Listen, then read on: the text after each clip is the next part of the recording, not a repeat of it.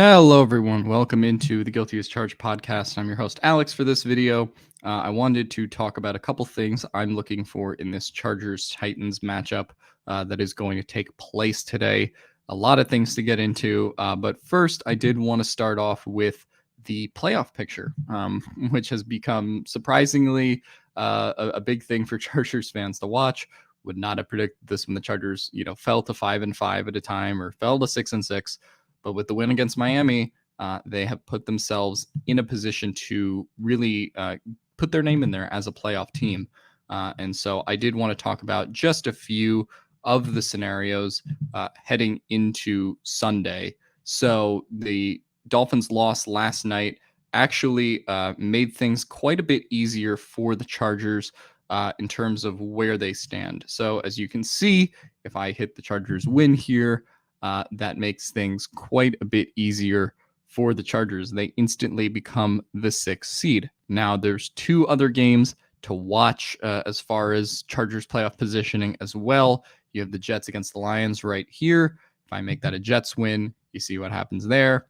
And then if I make the Patriots win against the Raiders, you see what happens there. New England then jumps to the 6th seat. So there's a lot of alternate different scenarios that can take place. But basically what you see is that regardless of the scenario you pick, because of the Dolphins' loss, the Chargers are in the 6th seed or the 7th seed if they beat the Titans today.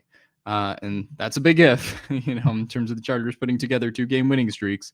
But I do think it's worth pointing out just because there has been a lot of conversation around, the Chargers playoff push and how exactly they can kind of cross the line there. So for me, the playoff picture is one thing to watch today, but of course, the Chargers have to take care of business first in terms of, tying what the Jets record is, tying what the Patriots record is, or tying what Miami's record is in terms of tiebreaker there. So they need a win today, but they don't necessarily need to get help because they sort of got help in the way of the Dolphins' loss last night, which is big. But then again, you kind of boil this down. The Patriots and the Jets and the Dolphins are also going to beat on each other, in addition to the Bills beating on those teams in these last couple of weeks, too, in terms of the matchups they have. So if the Chargers can win out or at least go 3-1, maybe even in some 2-2 scenarios, they're in the playoffs, right? So obviously, you kind of hope that they go 10-7, finish the year 3-1 at the very least, or go 4-0. But the Chargers, pretty much, as you can see with this playoff machine, control their own destiny as far as the playoffs are concerned. So I just thought that was worth talking about. The second thing that I kind of wanted to talk about is the Chargers' red zone offense. This is a big key, I think, heading into this game because the Chargers offense has produced some explosive plays. We saw probably one of the best Chargers offensive outputs in a while against Miami. Like technically it was only 23 points, but it felt like the Chargers were finally consistently driving the ball down the field, right? You have some big plays in that game as far as the passing game is concerned.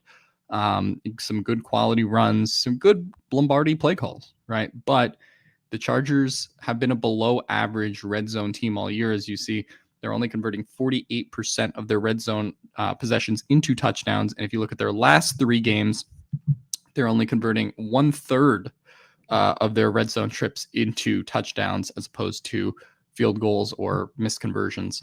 And so this is a game where I think that really matters in particular, right? The Titans are one of the most game script heavy teams in the NFL. And what I kind of mean by that is that their offense is dictated by what they can do. And there's no better example of that than if you look at the Jaguars game the Titans played last week.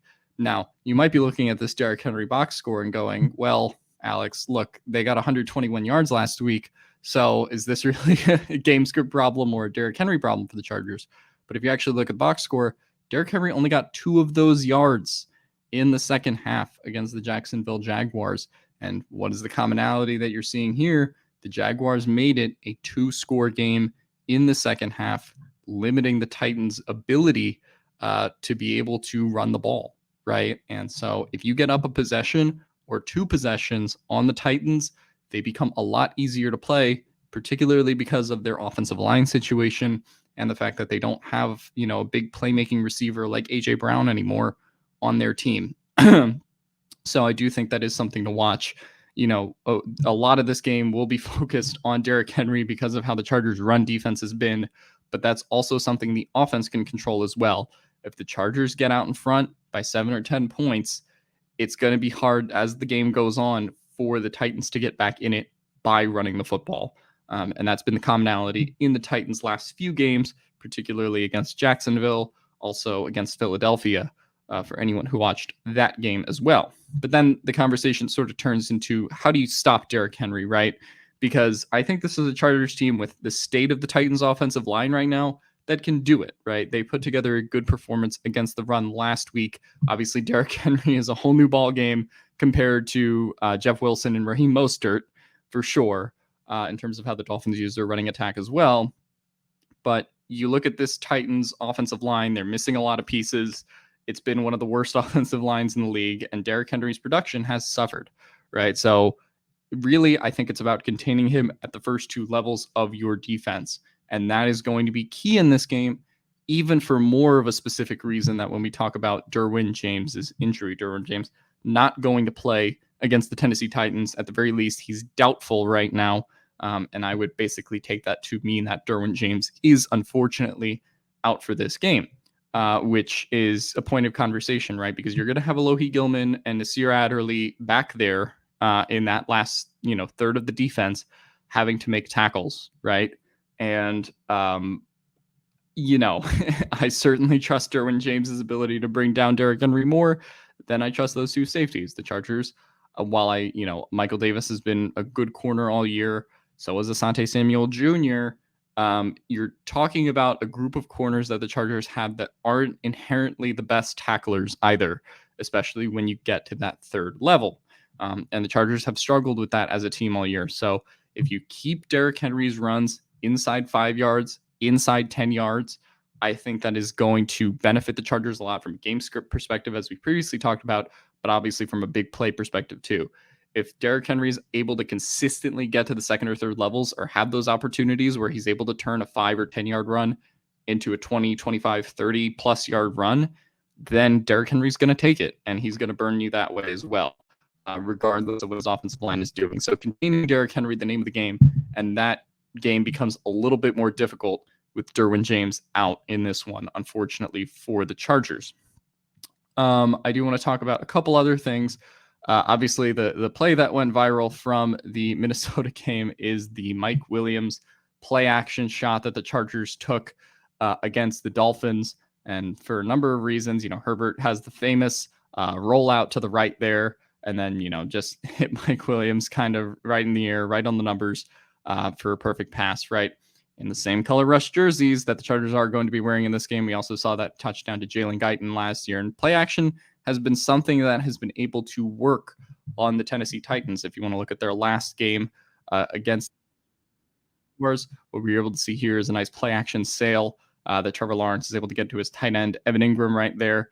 Obviously, it's only one play, but you can sort of see how this Titans defense, with how banged up they are in the secondary right now, you're going to have some open guys, especially with Mike Williams and Keenan Allen and a lot of the threats that the Titans will have to worry about in this one, including Austin Eckler in the open field, potentially as a passing threat too. So I think that play action and increased play action, like the Chargers did against the Dolphins last week, becomes even more crucial in this game against the Tennessee Titans. So that's sort of my breakdown for this game. As I predicted on the podcast, I do have the Chargers beating the Titans rather decisively. I do have them winning 30-17. For me, my biggest key to this game is the Chargers converting their trips in the red zone, right? That was a big problem against Miami. They were able to escape with the win because of their defensive performance there. But if their defense starts to struggle with Derrick Henry, it's going to fall on the Chargers offense to have to convert 7 in the red zone every time they're there, or at the very least better than the 2 for 6 that they went last week. And so, yeah, that's kind of my keys to the game, things to watch for. Let me know in the comments down below what you guys think of this game. And as always, bolt up.